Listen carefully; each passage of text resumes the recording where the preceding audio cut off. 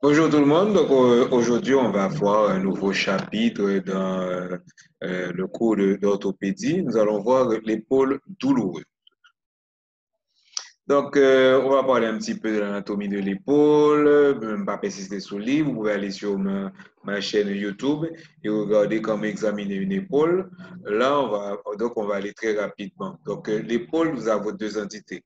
Une première entité qui fait partie de la gléno-humérale. OK? Et cette entité est responsable des mouvements du bras. Encore une fois, je vous dis d'aller voir dans la vidéo ou encore euh, l'anatomie 3D, vous allez voir les mouvements du bras. Donc, nous avons les mouvements du bras qui se font au niveau de la gléno-humérale. Et que cette gléno-humérale est formée de deux entités, c'est la tête humérale d'un côté et de l'autre côté, vous avez la glène. Et au-dessus, voilà, la glène. Et au-dessus de la glène, vous avez un ligament qui est assez important, assez intéressant, surtout pour une épaule douloureuse, qui est le ligament acromio-coracoïde. Et entre la face inférieure de l'acromio, du ligament, vous avez un espace, c'est l'espace sous-acromial, qu'on verra, qu'on appelle encore l'espace subdeltoïdien. Bon, maintenant, pour permettre à l'épaule, au moyen de l'épaule, de bouger, parce qu'on avait vu que la gléno-humérale, c'était pour les mouvements du bras pour permettre au moyen de l'épaule de bouger. La scapula va glisser sur la cage thoracique et donner donc un espace de glissement qu'on appelle la scapulothoracique. Ces mouvements-là, en fait, quand ce sont des mouvements qui sont entraînés en avant par l'articulation, par la clavicule, et justement, ces mouvements du moyen de l'épaule peuvent se faire grâce à l'articulation sterno-costo-claviculaire. Et la dernière partie qu'on a vue justement, c'est l'espace sous-deltoïdien ou bien sous-acromial. Les muscles, bon, en avant, nous avons le sous-scapulaire. Au-dessus, nous avons le supraépineux. On voit mieux le supraépineux. Donc, on a coupé ici le ligament acromio-coracoïde. Donc, le supraépineux, on le voit mieux en vue supérieure. Le supraépineux, il a une partie charnue qui se termine par un gros, ferme tendon. Pourquoi est-ce que cette partie tendineuse est aussi solide? C'est justement, on verra pourquoi. Et en arrière, on va avoir l'infraépineux et le petit. Maintenant, tous ces muscles vont former justement une coiffe, ok, qui va essayer de stabiliser la tête humérale. Parce que l'articulation de l'épaule, c'est l'articulation la moins congruente, la moins concordante. Autrement dit que les surfaces articulaires ne concordent pas les unes aux autres. Donc, pour éviter que l'épaule est luxée, pour éviter la luxation, il faut avoir toute cette belle coiffe pour retenir la tête à sa place. Et c'est justement cette coiffe-là qui va nous donner la pathologie de la coiffe. Pourquoi? Parce que chaque fois qu'on va bouger le bras, il y a possibilité que ces tendons se frottent soit sous l'acromion, soit sous ce ligament qui agit pratiquement comme un couperet. C'est-à-dire son petit lame gilette. Donc, pour éviter ça, vous avez justement la bourse séreuse.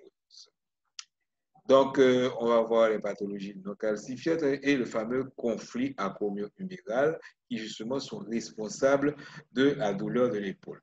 Maintenant, nous avons deux entités qui vont justement expliquer la douleur de l'épaule. Premièrement, nous avons l'acromion et sa bourse séreuse. Donc, deux entités, la bourse séreuse ici et l'acromion. Et nous avons trois types d'acromions qui peuvent justement provoquer ce conflit entre le tendon supraépineux recouvert de sa bourse séreuse et l'acromion. Vous pouvez avoir un acromion plat, là il n'y a pas de problème. Acromion courbe qui va être beaucoup plus en faveur d'un conflit et carrément un acromion de type agressif. Quand on fait l'abduction du bras, normalement, le supraépineux et le deltoïde s'équilibrent. Ainsi, lorsqu'on fait l'abduction, l'espace sous-acromial, okay, est conservé. Mais avec l'âge, la force du deltoïde va devenir prédominante sur le supraépineux qui ne pourra plus recentrer la tête en face justement de la cavité glénoïde. Et chaque fois que la personne va faire l'abduction donc de son bras, on va avoir un coincement, un frottement exagéré. Et ça va nous donner les trois syndromes. Soit simplement, lorsque vous levez le bras, vous avez un syndrome de coincement, donc ça veut dire que vous va serrer, coincer entre le tendon et la rognon, et ça nous donne à ce moment-là ce qu'on appelle une myosite. Ou encore, c'est le tendon lui-même qui va être un petit peu embêté, et ça va nous donner une tendinite. Et une fois que cette tendinite-là est déclenchée, on peut avoir jusqu'à des ruptures partielles ou des ruptures totales de la coiffe des rotateurs. La clinique va être très simple, les épaules font mal.